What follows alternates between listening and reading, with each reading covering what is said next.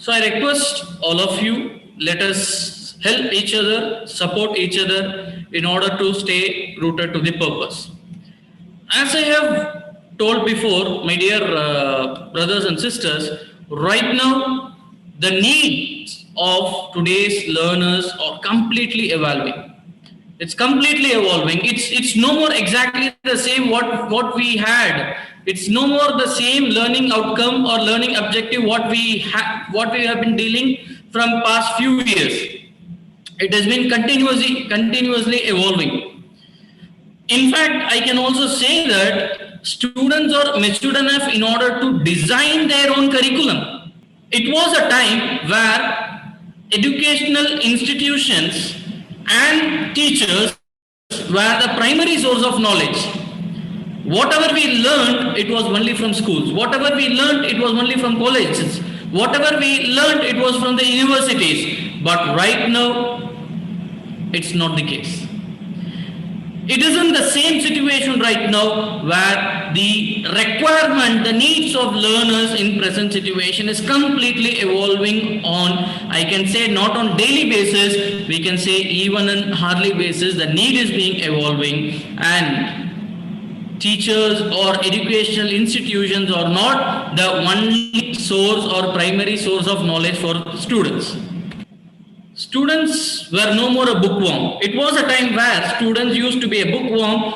Okay, they just confined themselves or they just enclosed themselves within the given curriculum or given syllabus or given textbook. But now students are thinking far beyond. Students are completely far beyond. I remember one of the student who I've recently met. You know, he's one of the world chess champion right now, but he has opted for homeschooling and he has decided like what to do and what to not. See, the reason why I'm saying right now is the students are completely matured enough, and even most of the students, they are thinking of, change. They are thinking of the entire education system.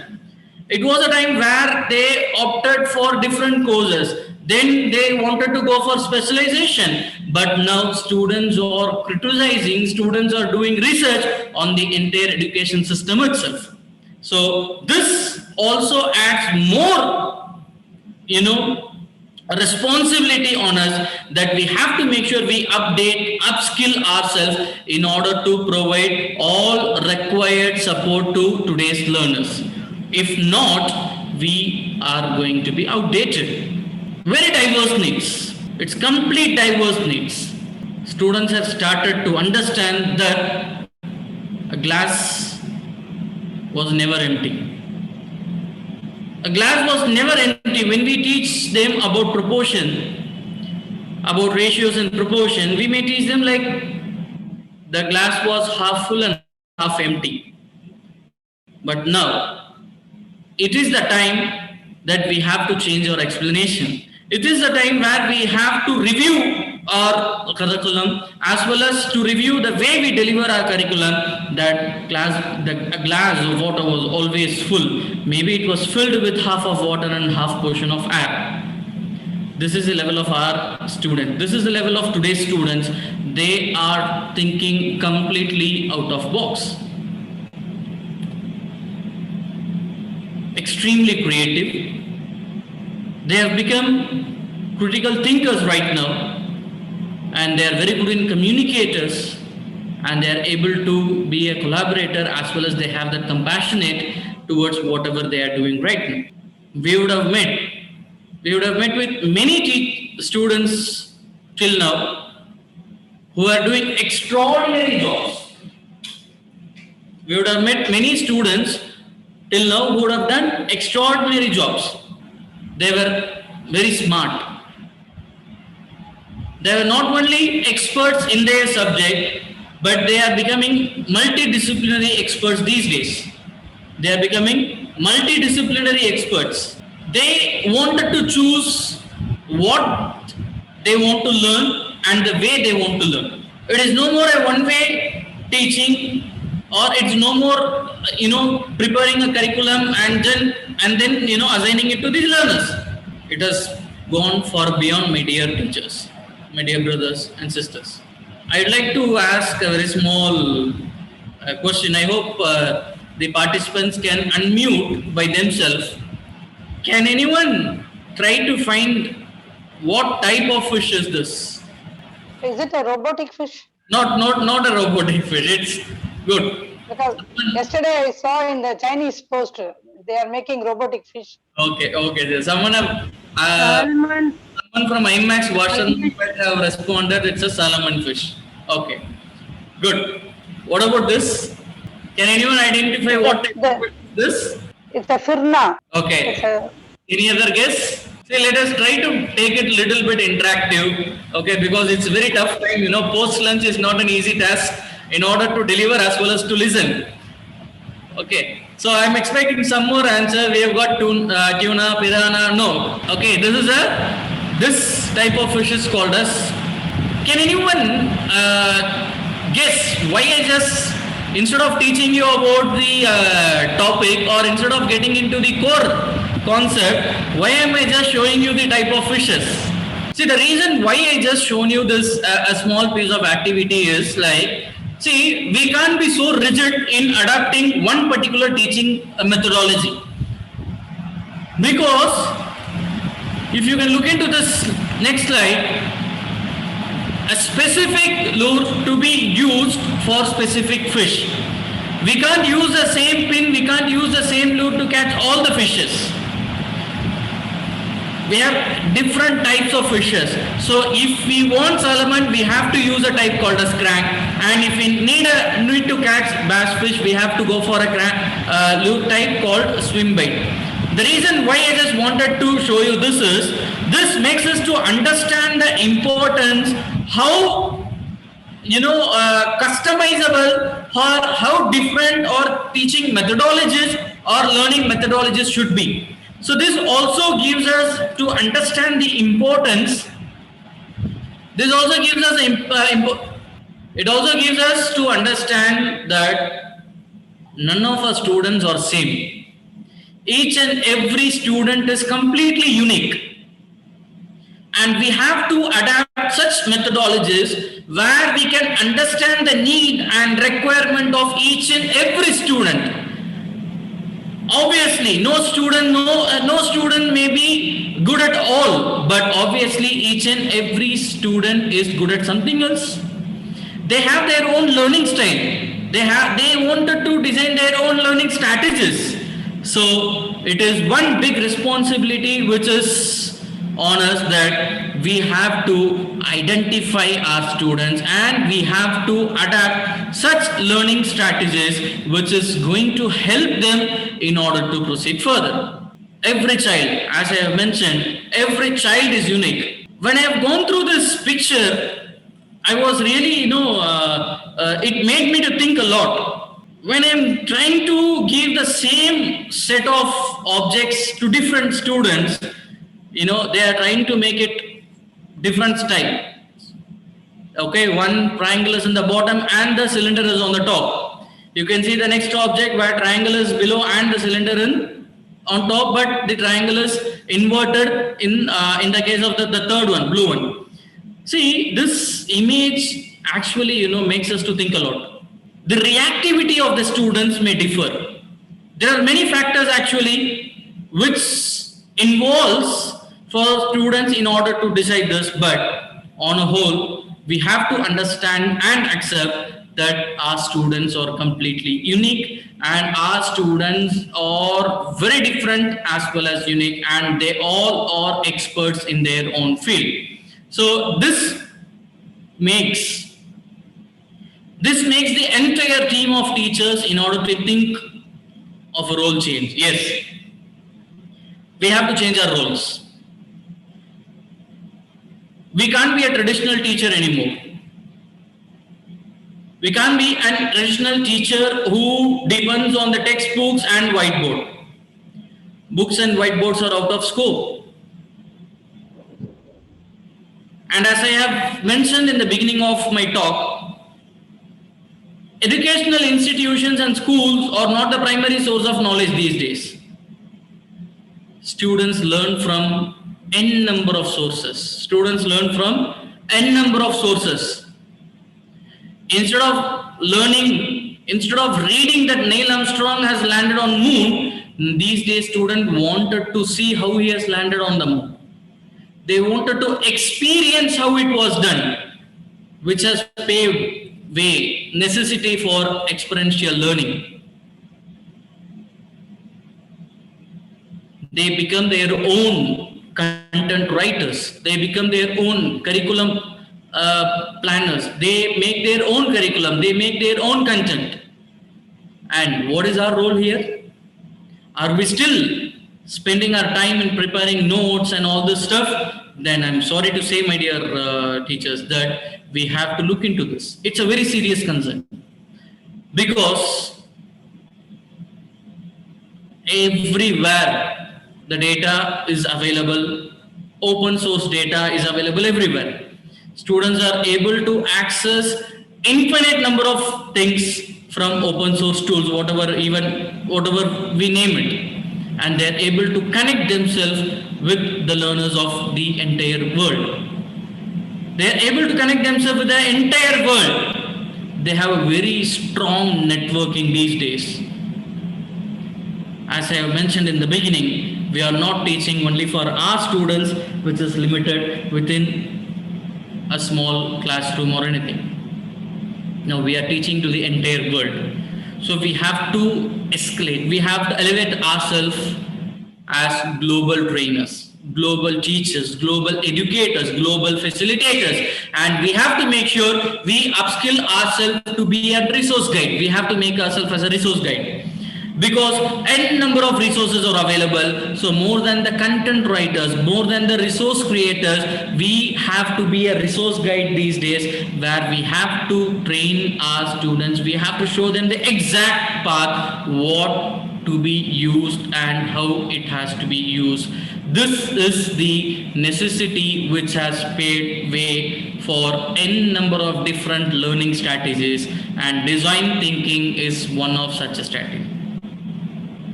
Design thinking is basically a mindset, a style, a strategy, which begins with understanding the need of the learner, which begins with discussing and taking it up as a case study and understanding each and every requirement of the learner, and planning, designing a prototype. And designing a prototype in order to fulfill the requirement or necessity of the learner, and delivering it and utilizing it in order to deliver the curriculum in the best way. And it doesn't stop with that.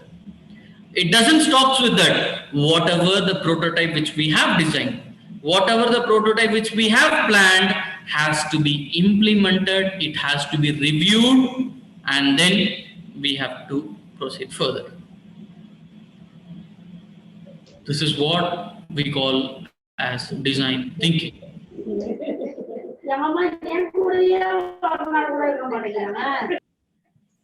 Can I proceed?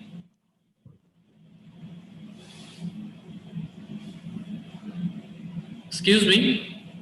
Can I proceed? Yes, sir. Okay. So this is the first and foremost thing which we have to understand about the design thinking. When we use the term design, we all know, we would have heard one term which is called as interior designer. This is quite common. Okay, this particular field and this word, I can say every one of us would have been familiarized with the word called as design, interior designer, or a designer. You take costume designer, interior designer, okay, anything. Okay, you take any example, whichever is associated with designer. Does a designer demands that he can design only when it is with the specific requirement, when it suits only the specific requirement or this thing? For example, can an interior designer say that I can design, I can make it better only when it is only when it is a concrete wall? I can't do anything when it is wood furnished. I can't do anything when it is, furnished with different types of it. Obviously not. Whether it is furnished with wood, or whether it's furnished with metal, or whether the floor is furnished with whatever. Okay, when it has been given into the hands of designer, the first and foremost step a designer does is They try to understand the exact situation of that particular place, try to understand the exact situation of what is needed, and then frame the requirement and do all feasibility study. And they do all feasibility study, and then they proceed into the making a prototype. Then they proceed into making a design, a proposal, a prototype. It could be anything. And then they analyze whether this prototype can be implemented in this place, how long, how many feasibility studies they do in terms of materials, in terms of cost, in terms of human resource. N number of feasibility study has to be done, but this helps us in order to learn further. This is what, this example makes us to understand what design thinking is and why do we need an education. Being an educator, being a teacher, being an academician, why should I know about this? As I have mentioned in the beginning of my talk, it is the need of our that the requirement of the students are completely evolving. It's diverse right now. Their need and requirement are completely diverse. So it is the need of our where we adopt different strategies, where we understand the need of this learner, and then we have to design a prototype in such a way where we can ensure they stay connected with education. We have two challenges in front of us. Challenge number one is that is because of especially because of this pandemic. First challenge is now we have become very far away from the learner community. The gap between the trainer and the learner, between the teachers and the students, between the educational institution and all the stakeholders who are associated with that is very vast. This pandemic has brought it very vast. It has made it very vast. So now, this is first challenge. Consider everything gets better and we are going to resume back our normal operation. Do we think that right from the day one we will be able to proceed with our normal operation? Obviously not. Students, parents, teachers, educational institution, everyone are going to face n number of issues, n number of psychological issues because of the gap, because of the distance which has been created because of this pandemic. So this is a need of our where we have to upskill. One such tool or one such strategy which helps us to understand the need, diverse need of our students, and then to take it forward is design thinking. As mentioned, design thinking is a mindset and approach to learning, collaboration, and problem solving.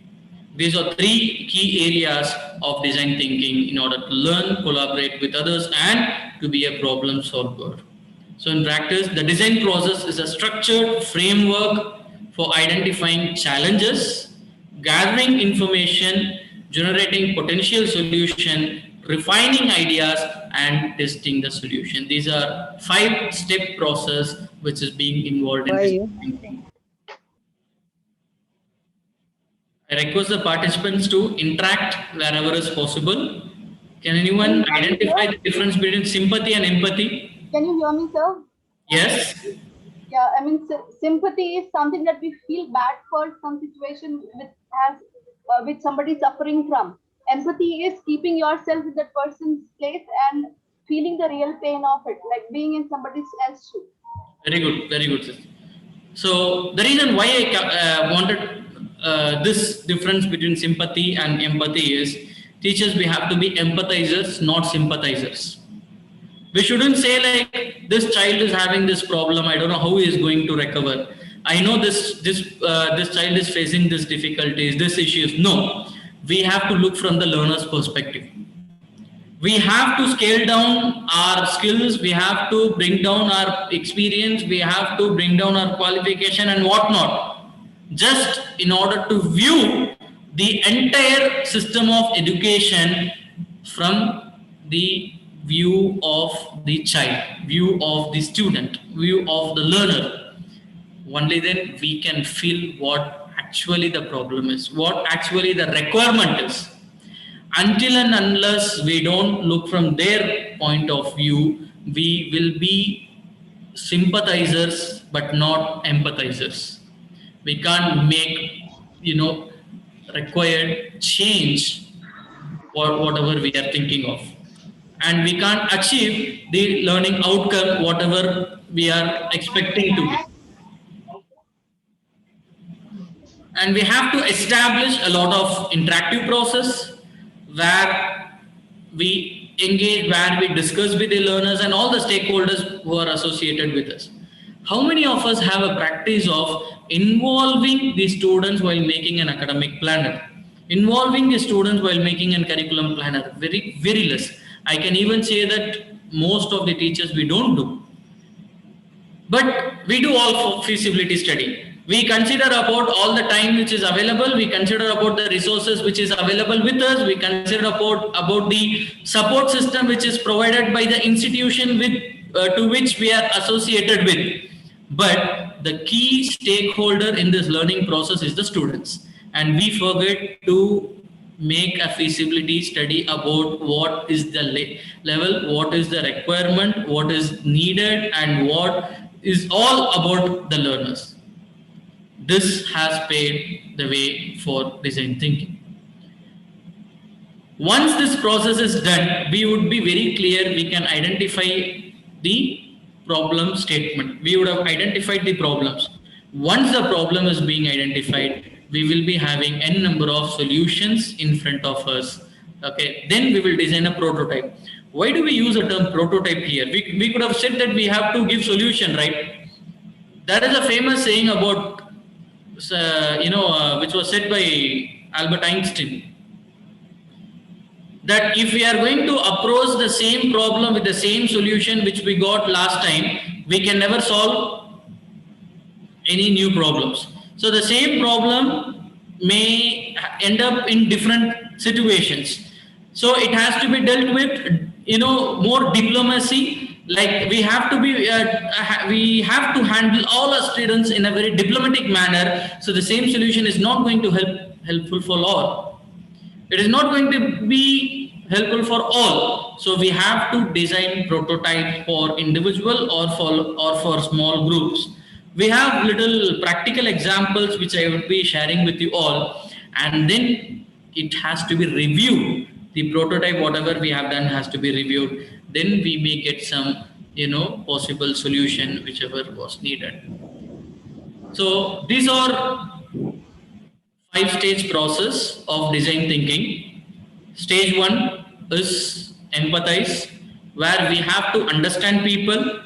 In order to understand people, there are many ways. We have to discuss with them. It could be a one-to-one discussion. It could be a group discussion. It could be a kind of attending a questionnaire. Like, for example, psychometric test. Self-psychometric test is one of an very basic test which helps us to understand the potential of the student. So this way we have to discuss, interact, question, okay, to make ourselves as empathizers. This is the first stage in design thinking. The second stage is, after identifying the need, after understanding the students. When we use the term people here exclusively, we can maybe narrow down it to students. So once we have understood our students, then we have to figure out what problem it is. See, we always, as a teachers, as an educational institution, we always discuss, speak, or think about the problem with the students. Don't we think the problem might be with teachers? Don't we think the problem might be with the institution? Don't we think the problem might be with the syllabus? Don't we think that problem might be with the curriculum itself, or maybe with the system itself? So it could be in any phase.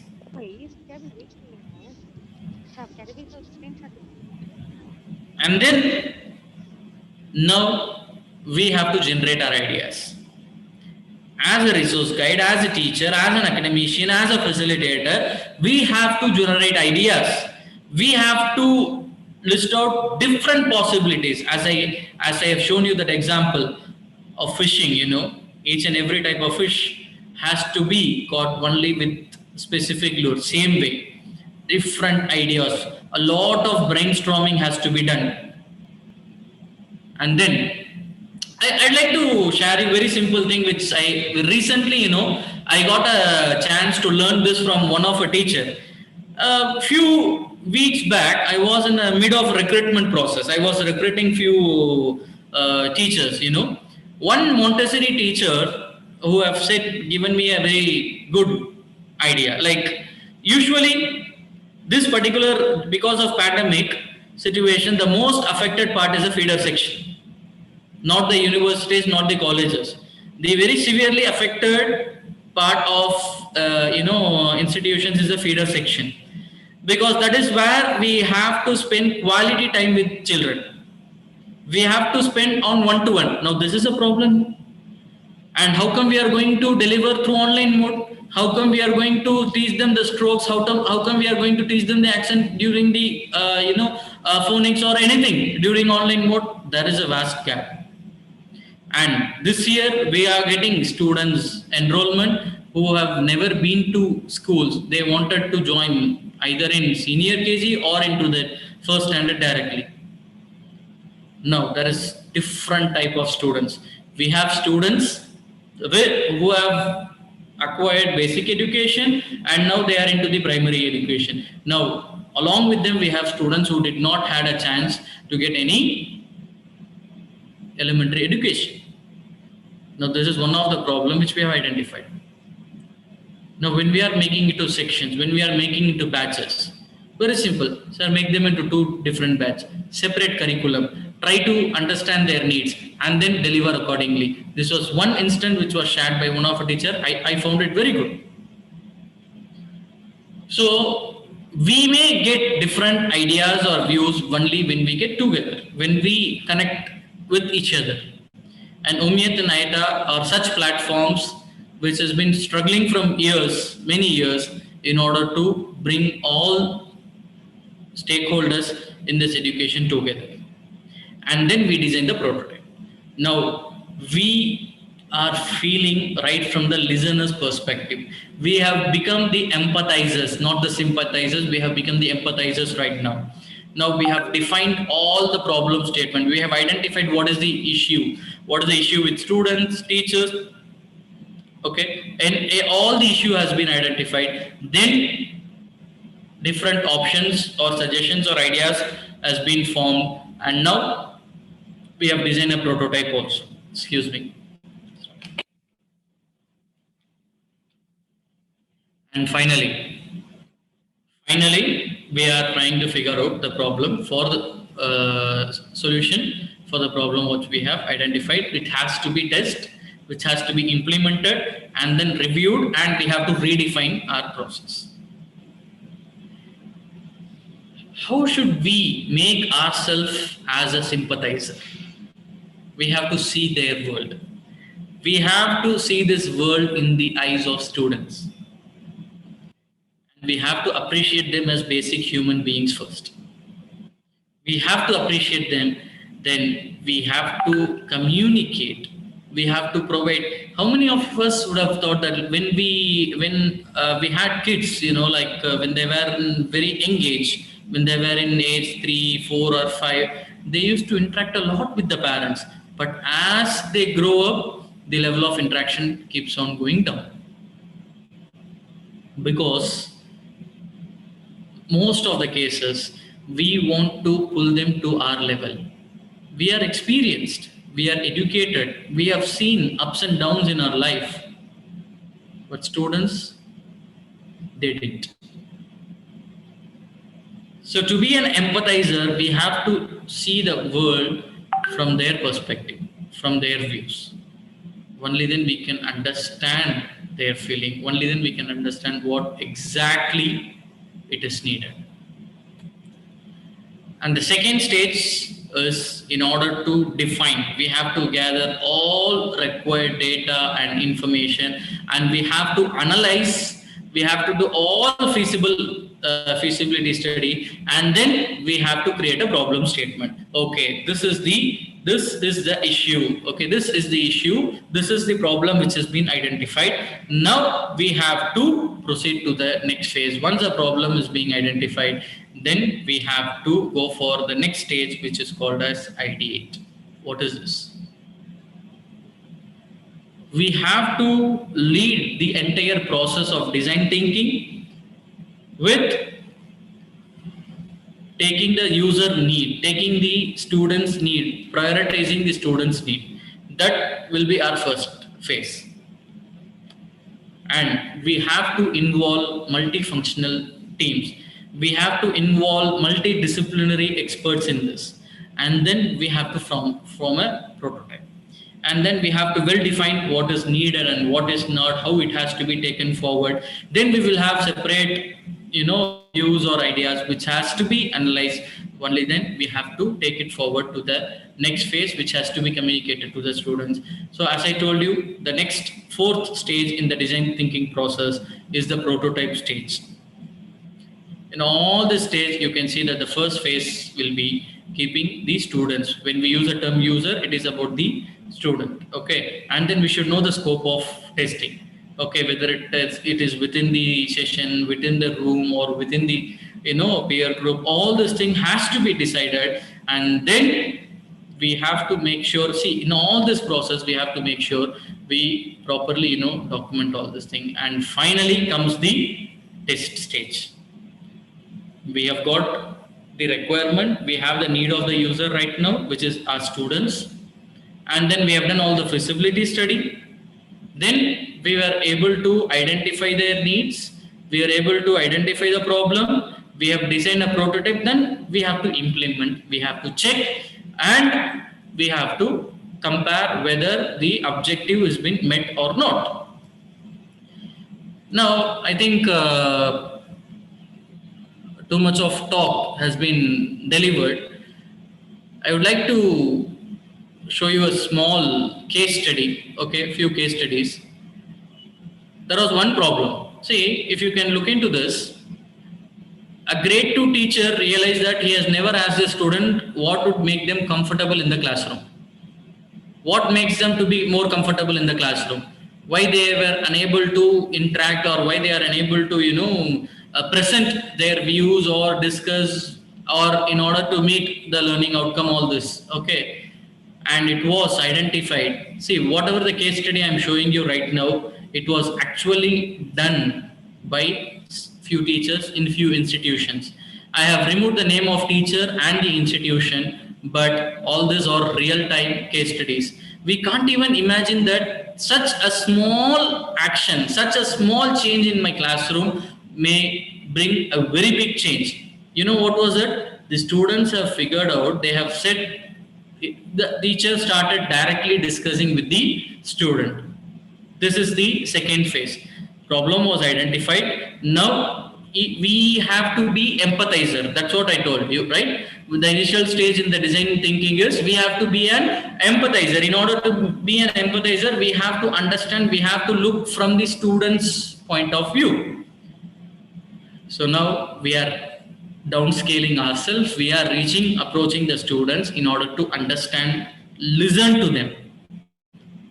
And then it was surprised to know that the notice board was little bit on the higher end. They are unable to see or paste anything or look into whatever activity which was posted in the notice board. This was the problem identified.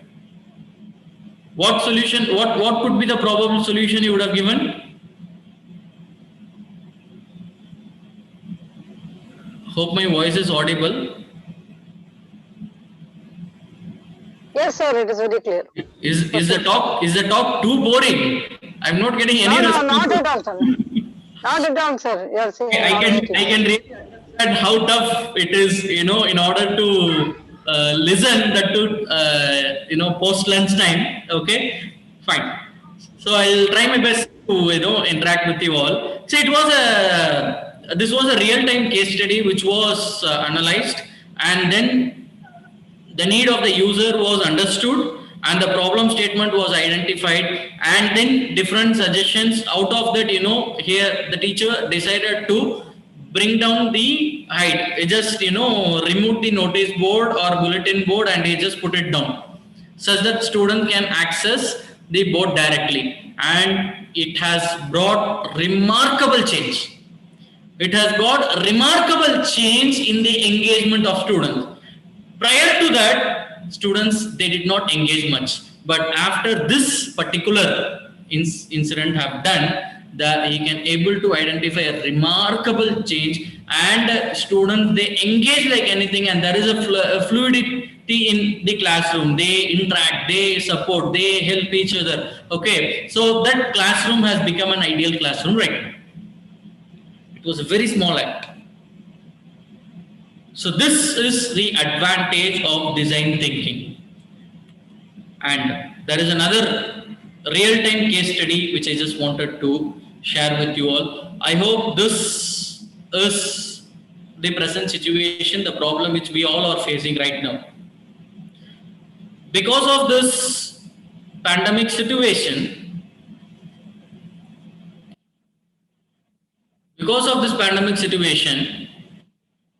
teachers, academician and educational institution, we already got used to a specific prototype, a specific model. Get into the room, take all the study materials or textbooks, whatever need, make a curriculum planner.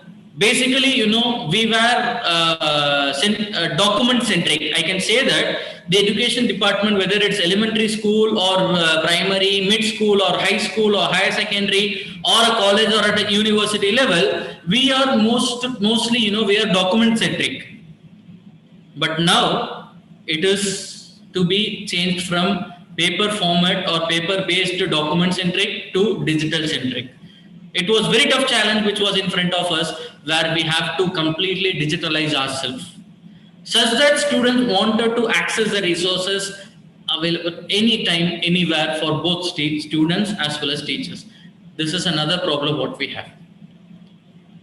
This is the real-time situation what we are facing right now. We have to understand, we have to discuss, and what process was followed in order to collect the required data. Teachers, parents, student behavior inside and outside school was studied. They collected all required data and information from them, and then it was suggested that we have to involve all the stakeholders, teachers, students, parents, as well as the administrator, in order to rethink the curriculum management itself, in order to rethink the way the resources were designed or resources were administered, resources were shared. All this problem has to be changed. It was redefined. And what was the advantage of it? The entire system or design was reconceptualized, and the curriculum was designed in such a way to meet the need of every individual learner.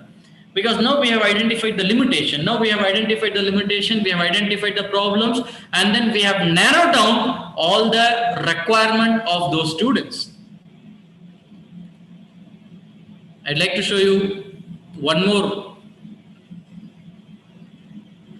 case study. I'll say this, I'll give you a few minutes, and I am expecting some responses from you all. How many of you have identified that our students are unable to know their own strength and weakness? Or let us narrow down to academic strength and academic weakness. How many of our students, we have felt that my student whom I'm dealing with doesn't know what he knows and what he doesn't? I hope you understand what I'm trying to say, right? How many of us have identified or faced such situation that, sir, I don't know what my student, what he has know, what he doesn't know, what has reached him. Okay, I am unable to measure the learning outcome. How many of us has faced this problem? Dear teachers, All of us, sir. Can you point out any example, any real-time example of situation where you have faced? You can say that, sir, I handled this particular subject for them. When I tried to find out, I couldn't proceed further.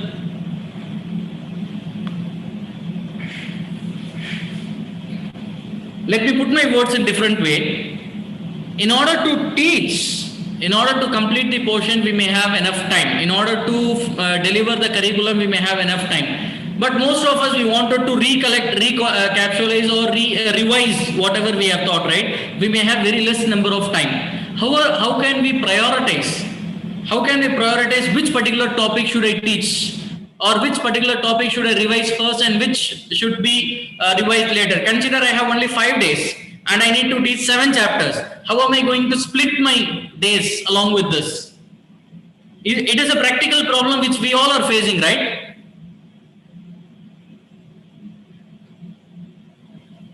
So if I am going to choose one particular area or a topic which everyone is comfortable with, then that particular time is not going to be used in a productive way. So it is very important that this is why we need design thinking.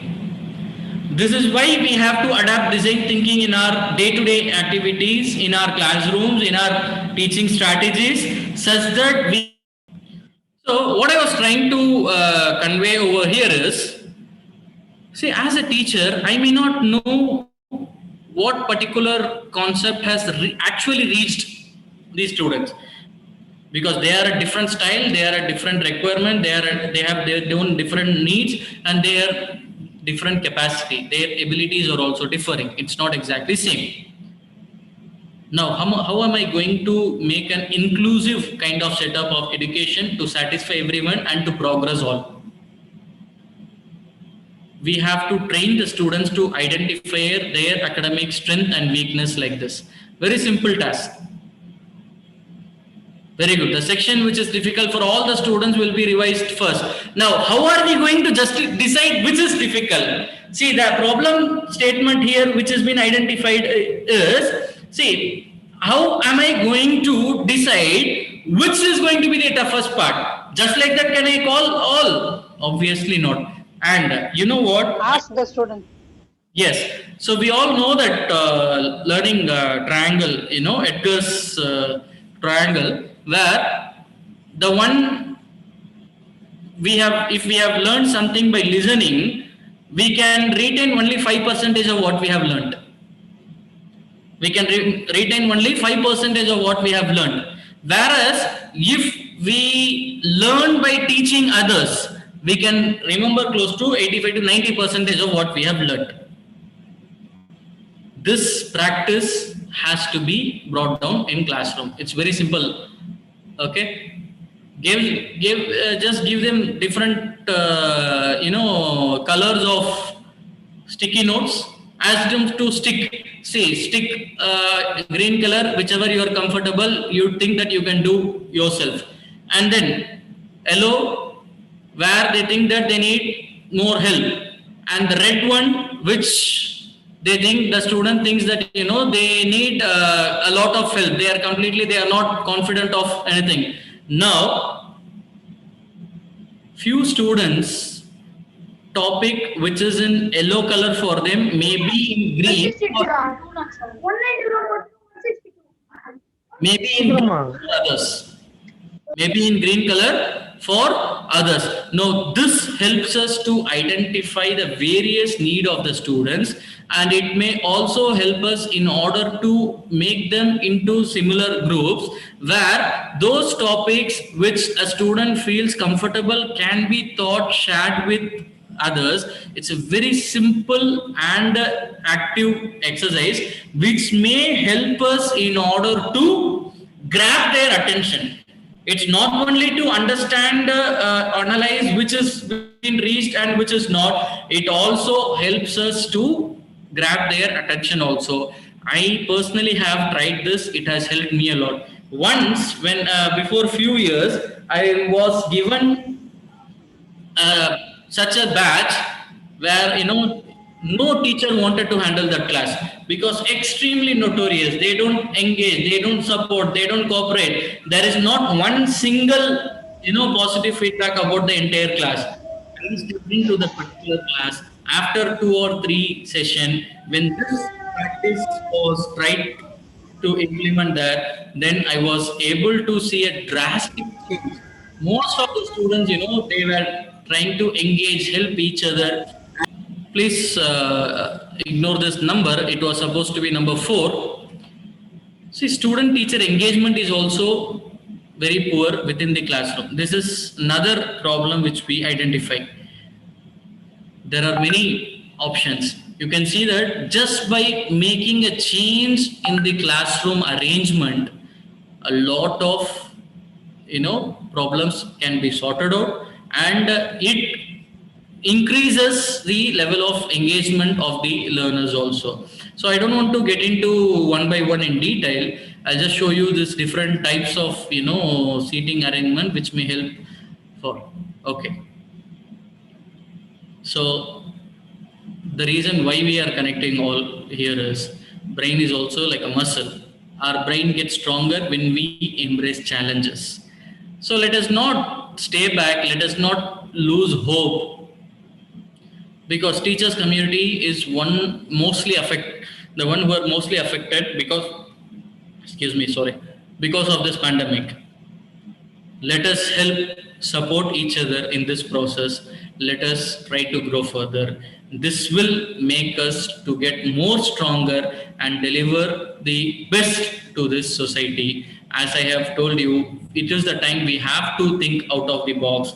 We can't solve a problem with the same thinking we used when we created them. Things are evolving, things are changing. Okay, so we have to make sure we adapt to it. Okay, so with this last slide, I'd like to conclude my talk. Can anyone say what is the difference between knowledge and wisdom? Can you identify the image which is on the screen? Can anyone identify the red image on screen? Is it a Yes, sir. vegetable or a fruit? Yes, sir. Yeah, It's a fruit, sir. It's a is fruit. it a vegetable or a fruit? It's a fruit, sir. It's a fruit. Okay. Recently, I heard this. I request, yeah, I request others to keep on mute. We are about to conclude, please. I'd like to insist the difference between knowledge and wisdom with an example of tomato. Knowledge is knowing that tomato is a fruit, not a vegetable. Tomato is a fruit and not a vegetable. This is knowledge. This is knowledge. And what wisdom is, even after knowing that tomato is a fruit and not a vegetable, we won't be adding it in fruit salad. Do we add tomatoes in fruit salad, ice cream? No one like ice cream or fruit salad? No, No, sir. no, This no. example, I just wanted to share this example with you all about knowledge and wisdom. Knowledge is learning or knowing that tomato is not a vegetable but it is a fruit, whereas wisdom is knowing that even if it is a fruit, we can't add it in the fruit salad. So with this, I would like to thank all the organizers of this webinar, especially all the committee members and the organizers of OMIR as well as IATA. And I would like to extend my sincere thank and gratitude to all the participants who have very patiently listening to such a boring lecture in a very tough time. Okay, thank you so much. Over to you, sister. It's not at all, it was not at all boring, sir. It was very good and it was full of information. Jazakallah, sir. Okay. And teachers, if you have any questions, you can just go ahead. You can just unmute and talk, or you can put it in the chat box. Or if somebody can give feedback of what you have understood by design thinking. Have you adapted this in your school during the changing times? Yeah, it was informative, but we need some feedback. We need to assess. Assessment is very important. We need to assess whether the information has gone across. Yes, so the session is really wonderful, sir. And we learn many things that particularly 5C's classroom, creative, critical thinkers, communicators. We'll implement anyway. We are going to implement in our future criteria. Nice session, sir. We got many information from. The senior teachers, at least one teacher from each school can respond. Assalamualaikum, sir, ma'am. Go ahead, sister. Thank you so much for your information. And Alhamdulillah, we have been following some of those where we need to, identify our students and form groups and try to uh, go ahead with a creative way of teaching. So that we have been doing it, and inshallah, as per your thing guidelines, we will be following some of your way of that is the system of grouping them or analyzing them and going ahead with it. So thank you so much for your informative session, sir. Thank you. So as sir had said, like according to the redesign, that's the key word. So we have to redesign our curriculum and the way we assess according to the changing times, and we need to teach them the 21st century skills, and we need to teach them application. So this year what we have done is we are giving them homework where they have to use the computer tools, and Digital. they have to answer, the digital, they have to be very familiar with the digital content, and they have to answer with the digital computer applications, not just write the homework. So we have done something like that in order to make the classrooms more lively. And also we are thinking about the peer testing each other, so that we can start the portfolio, and it will be like, when you teach, your knowledge becomes complete. So we are also trying some of these things. All this without knowing this is design thinking we have been doing. So now we know where we are, and we will see which child is lagging behind, and as Leyagath sir said, we will apply this knowledge, whatever he has told us as a design thinking. We will be empathetic towards the children, and we shall sit with them and analyze what is happening, or we can call them and see why they are not performing and where are the gaps. Accordingly, we will reshape and redesign our curriculum to reach all the children, not just one or two. And some people have really been successful. Like, they take children from all walks of life, and they make everybody score above 90. And some schools are really doing it in Karnataka. So I think if we apply all these things, we will also be more successful, and we can build a strong nation. If anybody else has anything, then otherwise we can just go ahead and have a vote of thanks by Brother Nazar. Bismillah Rahman Rahim. Assalamu alaikum and good afternoon to one and all. Alhamdulillah, we had a wonderful session by Brother Liaquat Ali, and he was very clear in his presentation. He was very lucid. The presentation was very lucid. We are able to grasp whatever Sir discussed. And a few points like we need to involve the students in curriculum. We have to take their views and redesign our curriculum is a very good point, as well as the seating arrangement make a difference in the learning. So we have the conventional way of making the children to sit. Even the rearranging the seating arrangement also will contribute to the learning in a better way.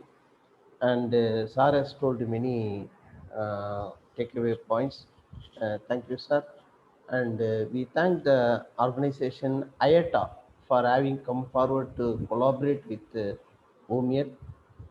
We express our sincere thanks to Brother Anis Ahmad, the Secretary of IATA Tamil Nadu, for having attended the session at the beginning and briefed the activities of the IATA. I thank one and all.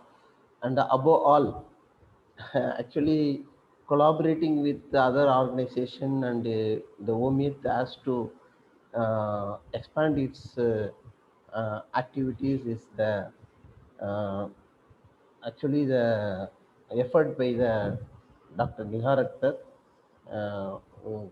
Congratulations and thanks to Madam for having taken such a keen effort to bring the series of uh, training programs which are going to come on Saturday this time. Thank you, Madam. And I thank one and all. Above all, I thank all the participants, that is the teachers. Being the weekend, you would have I enjoyed the time and taken rest rather than you have spared your time to attend this program. Thank you, all the teachers. Thank you, one and all. With this, I conclude my talk. Jazakallah khair. Assalamu alaikum wa rahmatullahi wa barakatuh. Walaikum salam wa rahmatullahi wa barakatuh.